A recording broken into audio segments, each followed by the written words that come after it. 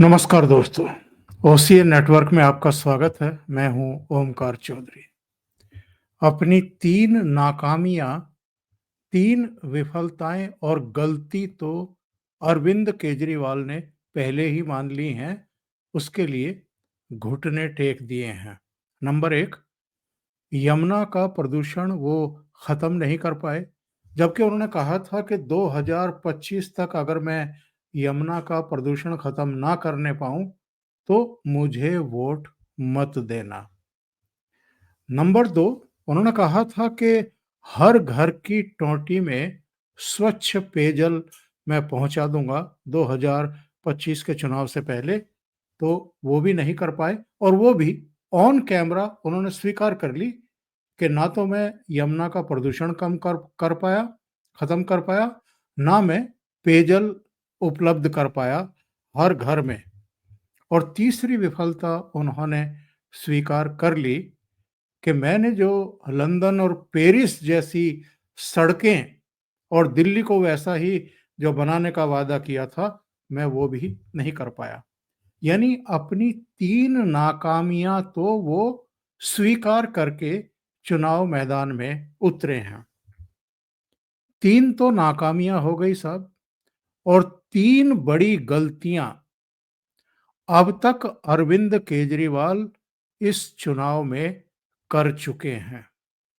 आप जरा याद करिए 2015 का चुनाव और 2020 का चुनाव। पूरे चुनाव प्रचार अभियान के दौरान उन्होंने प्रधानमंत्री नरेंद्र मोदी पर सीधा अटैक नहीं किया था। दोनों चुनाव में चुनाव प्रचार के दौरान एक बार भी प्रधानमंत्री नरेंद्र मोदी पर उन्होंने अटैक नहीं किया था। इनडायरेक्ट वे में वो तब के जो एलजी थे, या सेंट्रल गवर्नमेंट भी कहा, होम मिनिस्ट्री भी कहा, पहले राजनाथ सिंह हुआ करते थे 2019 से पहले, उसके बाद फिर 2019 से 2024 तक, और 2024 के बाद भी अमित शाह कंटिन्यू हैं। लेकिन इस बार अरविंद केजरीवाल ने एक बड़ी रणनीतिक गलती कर दी है, प्रधानमंत्री नरेंद्र मोदी पर सीधे अटैक करके। और ये गलती कोई छोटी-मोटी गलती नहीं है।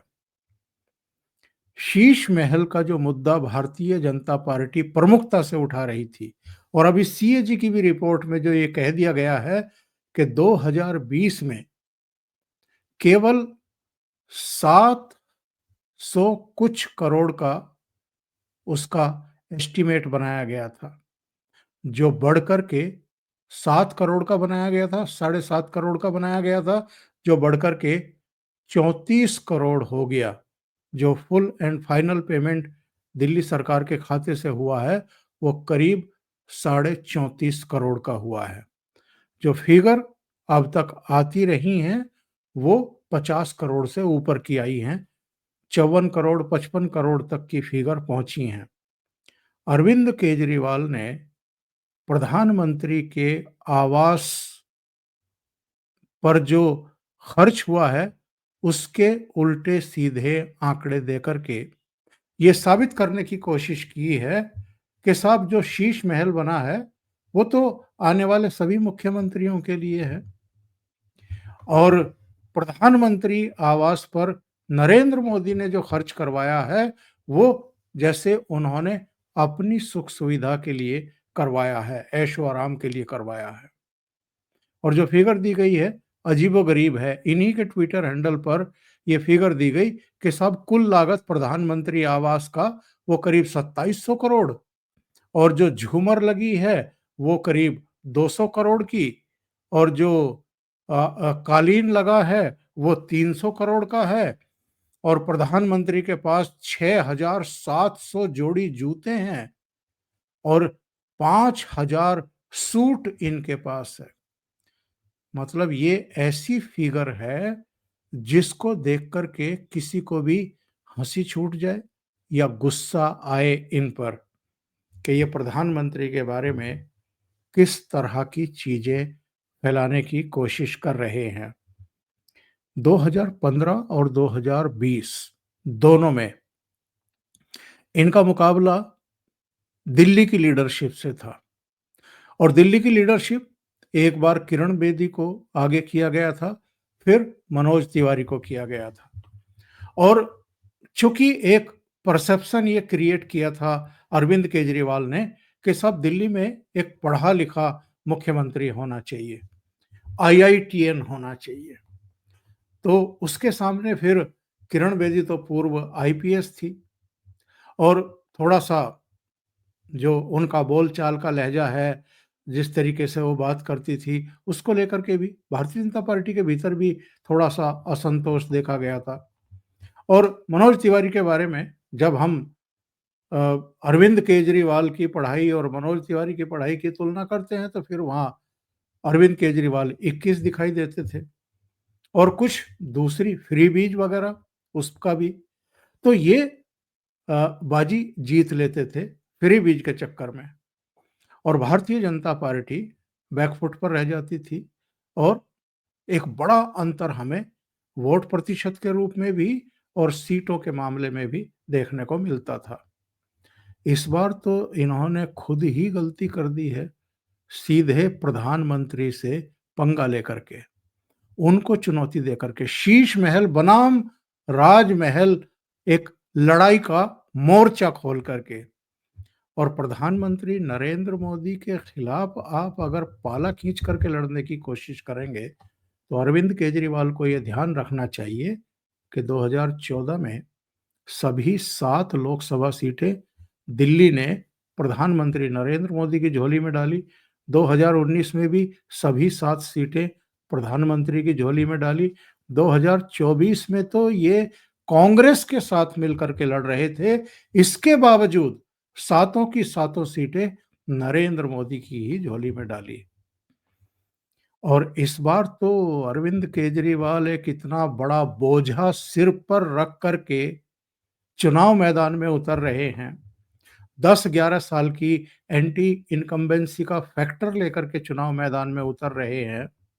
भ्रष्टाचार के आरोप हैं, नाकामी के आरोप हैं, जो वादे किए थे वो पूरे ना करने के आरोप हैं, जो सब्ज बाग दिखाए थे वो नहीं पूरे कर पाए और यहाँ तक कि यमुना का प्रदूषण तो छोड़ ही दें, जो हर साल अक्टूबर-नवंबर में जैसे ही सर्दी दस्तक देती है, वैसे ही दिल्ली में जो एक दूसरे तरीके का प्रदूषण पूरी दिल्ली की सांसों पर भारी पड़ता है, वो प्रदूषण कम नहीं कर पाए। पेयजल का संकट ये हल नहीं कर पाए। इसके अलावा हर बारिश में जो जल भराव होता है, जो झीलें बन जाती हैं सड़कों पर, उसका कोई निराकरण नहीं कर पाए। ऐसी अनेक समस्याएं हैं जिनका ये निराकरण ही नहीं कर पाए। तो एक बड़ा बोझा इनकी विफलताओं का है, वो लेकर के मैदान में उतर रहे। ऊपर से प्रधानमंत्री नरेंद्र मोदी से एक तरीके से इन्होंने पंगा ले लिया। नंबर 2, जो दूसरी बड़ी गलती कर बैठे ये, इन्होंने घबराहट का प्रदर्शन कर दिया है। एक तरीके से तो ये घुटनों पर दिखाई दे रहे हैं। अब आप मुझे ये बताइए कि जिस तरीके से इन्होंने ग्रंथियों को भी मैं वेतन दूंगा अगर मुझे आप लोग जिता दें, मैं पुजारियों को भी वेतन दूंगा अगर आप मुझे फिर से मुख्यमंत्री बना दें, मैं दिल्ली की आधी आबादी जो करीब करीब 67 लाख है, उन महिलाओं को भी हर महीने 2100 रुपये दूंगा अगर आप मुझे वापस चुन करके मुख्यमंत्री के पद पर बैठा दें। ये क्या है? ये हड़बड़ी नहीं है, घबराहट नहीं है, तो क्या है? इसका मतलब ये हुआ कि पिछले 5 साल या पिछले 10-11 साल का जो आपका कामकाज है, जो आपके कारनामे हैं, आपको उन पर भरोसा ही नहीं है। अगर आप बिजली, अगर आप पानी फ्री दे रहे थे एक बड़े वर्ग को और दिल्ली की बसों में अगर महिलाओं को फ्री यात्रा का फ्री भी सुविधाएं दे रहे थे, तो क्या आपको उस पर भरोसा नहीं है, जो आपको नई घोषणाएं करनी पड़ी? अच्छा, एक और काम हो गया, इनके आवास के सामने वो जो इमाम हैं दिल्ली के, जो मुल्ला मौलवी हैं, उन्होंने प्रदर्शन कर दिया, मीडिया पर आकर के बात कर ली कि साहब 17 महीने से हमारा वेतन नहीं मिला है। उधर पंजाब की महिलाओं ने कहा कि फरवरी 2022 में, अब तो फरवरी 2025 आने वाली है, कि 2022 में इन्होंने कहा था कि पंजाब की महिलाओं को 1-1 हज़ार रुपए देंगे, आज तक एक कौड़ी नहीं दी है इन्होंने। तो अरविंद केजरीवाल घिर गए हैं, झूठों की वजह से। और जो इन्होंने पंजाब में भी वादे किए थे, जो दिल्ली में भी वादे किए थे, वो चूँकि पूरे नहीं कर पाए हैं, इसलिए मैं कह रहा हूँ कि एक बड़ा बैगेज सिर पर रख कर के विफलताओं का, नाकामियों का, वादाखिलाफ़ी का और नाकारेपन का भी। क्योंकि खुद मुख्यमंत्री रहे लेकिन एक भी विभाग अपने पास नहीं रखा। ऊपर से भ्रष्टाचार के गंभीर आरोप लगे, जिससे बचने की हर संभव कोशिश की कि नहीं, मेरा तो कोई लेना-देना नहीं था, मेरे तो कहीं सिग्नेचर नहीं है। लेकिन ईडी ने, सीबीआई ने फिर भी गिरफ्तार किया। जेल में रह कर के आ रहे हैं 5.5 महीने। इनके डिप्टी चीफ मिनिस्टर जेल में रह कर के आ रहे हैं। इनके राज्यसभा के सांसद संजय सिंह जेल में रह कर के आ रहे हैं। तो और के कविता, केसीआर की बेटी, इनके सहायक विजय नायर, ये सब जेल में रह कर के आ रहे हैं। और बाद में तो स्वाति मालीवाल के साथ मारपीट के मामले में इनके पीए विभव कुमार भी गिरफ्तार हुए और जेल भेजे गए, जिनको फिर बाद में इन्होंने इनाम दे करके पंजाब के मुख्यमंत्री के ऑफिस में एक बड़ा ओहदा दे दिया। अब तो सुनते हैं कि सारे फैसले वही ले रहे हैं अरविंद केजरीवाल से पूछ करके। तीसरी बड़ी गलती, कांग्रेस पर इन्होंने सीधा अटैक कर दिया। एक इंटरव्यू था, कोई इंटरव्यू ले रहा था, एएनआई का था या किसी एजेंसी का था या किसी टीवी चैनल का था। कांग्रेस के बारे में उन्होंने कोई सवाल पूछा, तो इन्होंने कहा कि कांग्रेस तो खत्म है, कांग्रेस के पास तो बचा क्या है? और केजरीवाल जो कह रहे हैं, वो एक तरीके से तो ठीक ही है। और ये कोई अरविंद केजरीवाल की वजह से कांग्रेस पार्टी खत्म हुई हो या भारतीय जनता पार्टी की वजह से खत्म हुई हो, ऐसा नहीं है। अपनी गलती और मूर्खताओं की वजह से और नाकामियों की वजह से कांग्रेस पार्टी जो है वो दिल्ली में 40% से 4% पर आ गई है। 2008 में जब तीसरी बार शीला दीक्षित मुख्यमंत्री बनी थी, तब कांग्रेस पार्टी का वोट शेयर था 40%। और ये 40% वोट उसका 12 साल में घट करके 4% पर आ गया। और आम आदमी पार्टी का, जो 2013 में 30% था, वो पिछले 7 साल में ही 2020 में 54% पर पहुंच गया था। अब 2024 में क्या होगा, ये देखने वाली बात है। लेकिन इनकी घबराहट की जो मैं चर्चा कर रहा था, उसके संदर्भ में मैं 2-3 बातें और कहूँगा। ये अचानक जो इन्होंने रिवर्स गियर लगाया है, अभी तक तो ये मुल्ला मौलवियों को, वक्फ बोर्ड को, इनको खुश करने के लिए बातें करते थे। और इसलिए करते थे क्योंकि इनको मुसलमान वोट चाहिए थे। लेकिन जब से इनको इस बात का एहसास हुआ है कि कांग्रेस पार्टी भी मैदान में आ रही है और इस बार मुस्लिम मतदाता इनसे छिटक सकते हैं, इनसे टूट सकते हैं, तब से देखिए इन्होंने ग्रंथियों को भी हम वेतन देंगे हर महीने, हम पुजारियों को भी देंगे, हम महिलाओं को भी देंगे। और अभी एक भारतीय जनता पार्टी के कोई अ, साधु संत पुजारी वगैरह, धर्माचार्य वगैरह, जो उनके प्रकोष्ठ के कुछ पदाधिकारी थे, उनके साथ कई दूसरे लोगों को, दसियों को मंच पर ला करके आम आदमी पार्टी में शामिल कराने का ऐलान कर रहे हैं। और उस पर उसके उसके बल्कि दृश्य भी आए हैं ये आप देखेंगे तो इसमें देखिए क्या लिखा हुआ है, अरविंद केजरीवाल ने खुद ही ट्वीट किया हुआ है। जगतगुरु रामानुजाचार्य स्वामी योगेश्वराचार्य जी महाराज, जगतगुरु स्वामी अवधेश प्रसन्नाचार्य जी महाराज, आचार्य श्री मधुरदास जी महाराज समेत सभी संत महात्मा और आचार्य गणों का आशीर्वाद प्राप्त कर आज हम धन्य हो गए। उनकी उपस्थिति और आशीर्वचन हमारे लिए अत्यंत प्रेरणास्पद है। इस तरह के ट्वीट जो भगवा वस्त्रधारी हैं उनको मंचों पर ला करके उनके साथ फोटो निकलवा रहे हैं।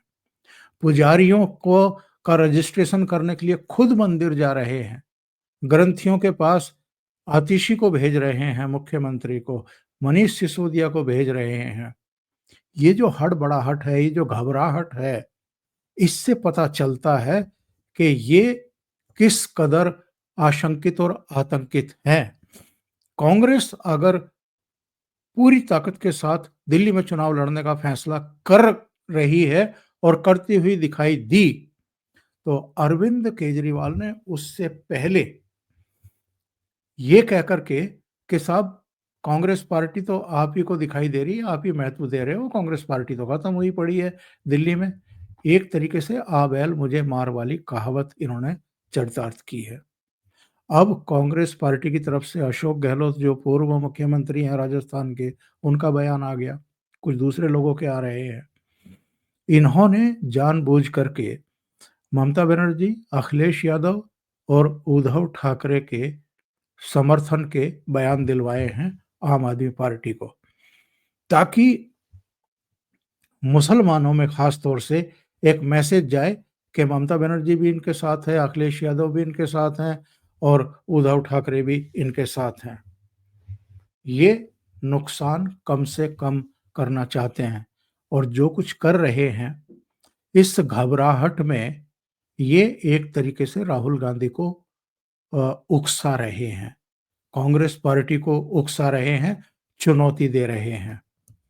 दूसरा, प्रवेश वर्मा के खिलाफ जिस तरीके से इन्होंने मोर्चा खोला है और चुनाव आयोग पहुंच गए, पंजाब के मुख्यमंत्री भगवंत मान को लेकर के, दिल्ली की मुख्यमंत्री को लेकर के और कुछ दूसरे नेताओं को लेकर के, वहां जाकर के कह रहे हैं कि जी प्रवेश वर्मा का जो है इनको लड़ने के अयोग्य ही घोषित कर दो, इनके खिलाफ जांच बैठा दो, इनके घर पर जो है रेड डलवाओ, वहां आपको नोट मिलेंगे और ये लोगों के वोट खरीद रहे हैं, 1-1 हजार रुपया जो है दिल्ली के मतदाताओं को दे रहे हैं, आचार संहिता का उल्लंघन कर रहे हैं, चुनाव आचार संहिता का। ये जो उस पर प्रवेश वर्मा का बयान भी आ गया था कि मेरे पिताजी की एक संस्था है, पहले से ही काम कर रही है। जो ज़रूरतमंद हैं जब हमारे रेजिडेंस पे आते हैं तो हम उनको कुछ ना कुछ दे करके ही भेजते हैं। चुनाव की घोषणा भी नहीं हुई थी, आचार संहिता भी नहीं लगी थी। ये तब की घटना का ज़िक्र कर रहे हैं और प्रवेश वर्मा की चूँकि उम्मीदवारी लगभग घोषित हो चुकी थी उस समय कि वो इनके खिलाफ चुनाव लड़ेंगे नई दिल्ली से, तो इन्होंने अपने वर्कर और कुछ महिलाएं प्रवेश वर्मा के यहाँ भेजी और कहा कि हमें भी 1-1 हजार रुपया दो, हम भी 1 हजार रुपया लेने के लिए आए। मतलब एक ड्रामा एक क्रिएट करना। अच्छा, ये सब क्यों हो रहा है? इनको घबराहट क्यों हो रही है? 2020 में कांग्रेस पार्टी के साथ भी जो जाट मतदाता थे वो भी शिफ्ट हो गए थे आम आदमी पार्टी की तरफ। और चूंकि प्रवेश वर्मा को इनके खिलाफ चेहरा बनाया है बीजेपी ने और इनके पुराने साथी कैलाश गहलोत वो भी भारतीय जनता पार्टी में शामिल हो गए हैं, तो दिल्ली में जो करीब 8% जाट मतदाता हैं, वैसे इन 8% में से भी अधिकांश भारतीय जनता पार्टी को ही मिलते रहे हैं। पर अब तो चूंकि प्रवेश वर्मा इनको टक्कर दे रहे हैं, कैलाश गहलोत इनका साथ छोड़ करके भारतीय जनता पार्टी में चले गए हैं, इसलिए इनको लगता है कि जो बाहरी दिल्ली की 28 सीटें हैं, वहाँ केवल जाट नहीं, त्यागी भी हैं, गुर्जर भी हैं, राजपूत भी हैं, दूसरे लोग भी हैं, जो खेती किसानी भी करते हैं। उनकी भी कोई मीटिंग हुई है और उन्होंने कुछ ऐसे संकेत दिए हैं जैसे वो अरविंद केजरीवाल से नाराज हों। तो प्रधानमंत्री को चिट्ठी लिख रहे हैं अरविंद केजरीवाल और उनको कह रहे हैं कि साहब आपने वादा किया था कि जो केंद्र सरकार की ओबीसी सूची है, उसमें दिल्ली के जाटों को भी आप शामिल करेंगे, लेकिन आपने वो वादा पूरा नहीं किया है। यानी जो केजरीवाल ये कहते थे कि साहब मैं कास्ट पॉलिटिक्स नहीं करता हूं और कास्ट पॉलिटिक्स का मैं निषेध करता हूं, वो अरविंद केजरीवाल आज की तारीख में जाट जाट राजनीति कर रहे हैं, केवल इसलिए कि प्रवेश वर्मा उनके खिलाफ लड़ रहे हैं। कैलाश गहलोत भी अब भारतीय जनता पार्टी में चले गए, इनका साथ छोड़ गए। तो इनको लग रहा है कि जाट मतदाता अगर पूरी तरीके से भारतीय जनता पार्टी की तरफ चले गए तो इनका जीतने का सपना धराशायी हो जाएगा। तो 3 बड़ी गलती की हैं अरविंद केजरीवाल ने। पहली, प्रधानमंत्री से सीधे पंगा लिया है, उनकी आलोचना की है। प्रधानमंत्री बनाम केजरीवाल चुनाव करने का खतरा मोल ले लिया है। तीसरा, घबराहट का प्रदर्शन कर दिया है, वरना रिवर्स गियर में ना लगते। और तीसरा, कांग्रेस पर हमला करके राहुल गांधी को चुनौती दी है। और कांग्रेस अगर पूरी ताकत से लड़ी तो आप तय मानिए कि अरविंद केजरीवाल की हार सुनिश्चित हो जाएगी। अभी के लिए इतना ही। बहुत बहुत धन्यवाद। अगर आपको ये चैनल और इसके कंटेंट पसंद आ रहे हैं तो लाइक करें, कमेंट करें, वीडियो को शेयर भी करें। अभी तक अगर आपने ये चैनल सब्सक्राइब नहीं किया है तो सब्सक्राइब कर लें। साथ में लगे बेल आइकॉन को दबाना ना भूलें ताकि आगे आने वाले वीडियो और उनके नोटिफिकेशन आप तक पहुंचते रहें। बहुत बहुत धन्यवाद। नमस्कार।